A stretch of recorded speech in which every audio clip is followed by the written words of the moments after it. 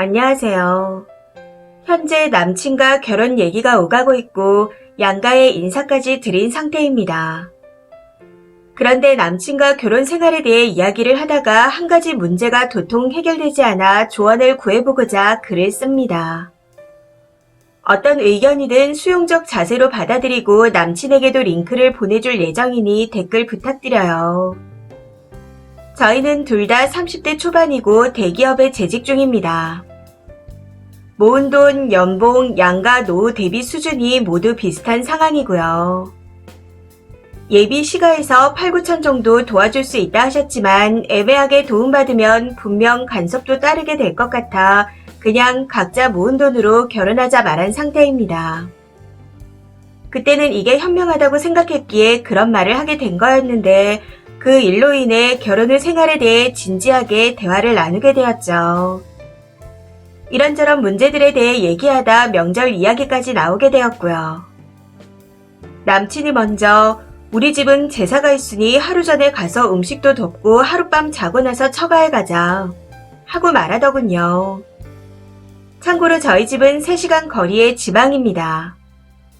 저희 집은 제사가 없고 가게 되더라도 예비 사이가 불편해할까봐 항상 호텔을 예약해주겠다는 말씀을 하시는 분들인데 음식 돕는 건 둘째치고 하룻밤 자고 오자는 말까지 하니 너무 어이가 없더라고요. 그래서 왜 서울에 내 집을 두고 거기서 자야 하냐. 그리고 따지고 보면 반반 결혼하는 셈인데 당연하다는 듯 내 노동력을 바라는 분위기도 싫다. 100번 양보해서 그렇다 치더라도 설에는 시가에 먼저 가면 추석엔 처가에 먼저 갔으면 좋겠다 하며 제 의견을 말했습니다. 그랬더니 남친도 제 말에 일리가 있다며 본인 부모님의 의사를 알아보겠다고 하더라고요. 그런데 정말 어이가 없는 건 남친 부모님께서 처가 쪽에 일이 생긴다면 어쩔 수 없지만 그게 아니라면 제사가 있는 우리 쪽에 먼저 오는 게 맞지 않냐 하셨답니다. 이런 말을 하며 난감하듯 어떡하지? 하고 말하는데 이때 남친에게 조금 실망을 했던 것 같습니다. 아무튼 이 문제로 여러 차례 대화가 오가게 되었는데 아무리 해도 의견이 좁혀지지 않아 고민입니다. 예비 시부모님께서 꽤 보수적인 분들이셔서 이것조차 타협이 되지 않는다면 결혼 후 제 삶이 너무 불행해질 것 같다는 두려움이 크기도 하고요. 남친 또한 대화를 하며 몇 주간 애매한 태도로 일관하기에 더 걱정이 되는 것 같습니다. 그래서 제가 몇 가지 제안을 하며 확실하게 정하라 했습니다. 첫 번째는 설 추석에 시가와 처가에 먼저 가는 순서를 정해 번갈아 가자. 두 번째로는 설에는 시가에, 추석에는 처가에 한 군데씩만 가자. 마지막으로 세 번째는 각자 가는 방법도 있다. 이렇게 말하면서요. 저희 부모님이나 저는 그래도 상관없다는 주의거든요. 그런데 남친은 그래도 부부인데 항상 같이 움직여야 되는 거 아니냐. 각자 먼저 가는 건 정말 최악의 선택인 것 같다. 명절에 시가에 먼저 가는 부분에 대해서는 무조건 양보해줬으면 좋겠다. 하고 말하네요. 몇 주째 같은 이야기를 도돌이표처럼 반복해서 하는 중이라 너무 답답합니다. 해서 저에 대한 질타라도 좋으니 많은 분들의 의견이 듣고 싶네요. 제 사고방식이 너무 이기적이라면 고치거나 결혼 자체를 포기할 생각도 있습니다. 많은 의견 부탁드리고 긴 글 읽어주셔서 감사합니다. 후기입니다. 안녕하세요. 며칠 전 명절 양가 방문에 관한 조언을 구하고자 글을 썼던 쓰니입니다. 우선 결론부터 말씀드리자면 지난 금요일에 남친과 헤어졌습니다. 링크를 보내주고 만나서 대화도 나눴는데 역시나 통하지 않더라고요. 대부분의 사람들이 어떻게 생각하는지에 대해서는 알게 됐지만 나처럼 생각하는 소수의 사람들도 있지 않냐. 명절에 시가에 먼저 가는 건 나에게 큰 의미가 있으니 그 부분에 대해서는 내 뜻을 존중해줬으면 좋겠다. 하고 말하더군요. 그러면서 부모님과 조율을 시도해보려 노력했지만 아버지가 단호히 시가와 처가에 가는 순서를 번갈아 가거나 각자 가는 식으로 할 거라면 연을 끊고 살자 하셨답니다. 이런 이야기가 서너 번 이어지니 집안 분위기도 안 좋아지고 제 이미지에도 흠이 가는 것 같아 더 이상 말을 꺼내고 싶지 않다고 하더라고요. 1년에 2번 내가 좋아하는 일을 함께 해준다고 생각해주면 안 되는 거냐. 너도 나를 사랑하지 않냐. 하면서요. 그래서 명절에 시가에 먼저 가는 것이 나보다 중요한 거냐 물었더니 잠시 고민하다 응 하고 대답하는데 너무 허탈하고 어이가 없어 눈물이 났습니다. 남친은 그제서야 저를 보며 미안하다. 내가 조금 더 부모님과 대화를 해보겠다. 하고 말하더라고요. 그래서 그냥 됐다 했습니다. 저 질문에 응이라고 대답한 순간 내 마음도 우리 관계도 끝난 것 같다. 하는 말과 함께요. 사실 앞뒤로 더 많은 대화가 오가긴 했지만 결론은 이별이었습니다.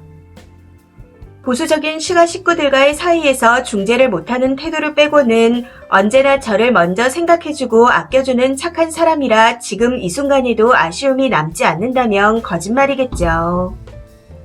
사실 어린 나이가 아닌지라 이 정도는 참고 넘어가야 하나 고민도 많이 했었고요. 그런데 명절에 시가에 먼저 가는 것이 저보다 더 중요하다는 사람이기에 그냥 보내주려고 합니다.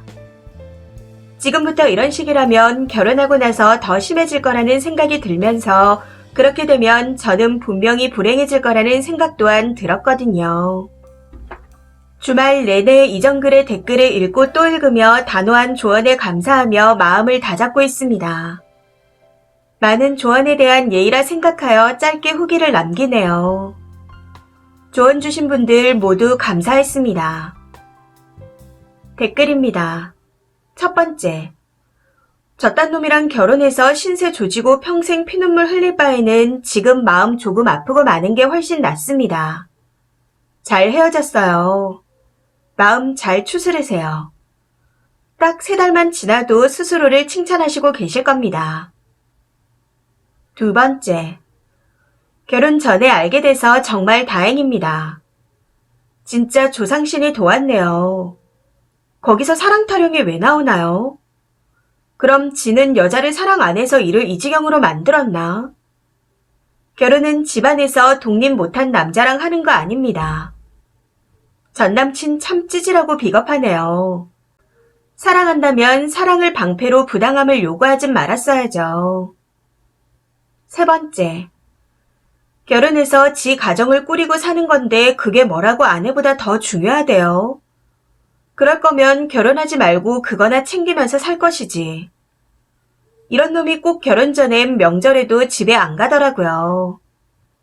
진짜 웃긴 게 결혼만 하면 이 지랄들이죠. 결혼 전엔 상관없던 일들이 결혼만 하면 왜 그리 중요해지는 건지. 잘했어요. 님보다 다른 게 우선인 인간이랑 어찌 살아요. 평생 님만 양보하고 살아야 할 듯 합니다. 님만 혼자 외로운 싸움을 하도록 나몰라라 할 남자 같은데 그렇게 처량하게 살고 싶어요. 더 좋은 남자 만날 수 있습니다. 정말 내 편인 사람이요. 좋은 남자 정말 많거든요. 네 번째. 연애와 결혼은 천지 차이입니다. 연애 때 님을 먼저 챙겨주면 뭐하나요? 결혼과 동시에 부모 말 거역 못하고 시가를 챙기는 건 오로지 님 혼자만의 몫이 될 텐데. 그리고 아내가 아무리 부당한 대우를 당하더라도 뒷짐지고 있을 남자 같은데 잘 헤어졌어요. 미련도 갖지 마세요. 저런 놈한테는 그런 감정조차 사치입니다. 다섯 번째. 보수적인 시가 식구들 사이에서 중재 못하는 태도만 빼고라고 말할 게 아닙니다. 실제 결혼 생활에선 이 부분이 부부 갈등의 8화를 차지하는 중대 사유예요. 큰 하자 큰 흠이라고 말해도 무방할 정도입니다.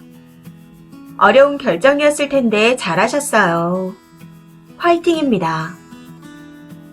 여섯 번째. 마음이 많이 아프겠지만 잘하셨습니다.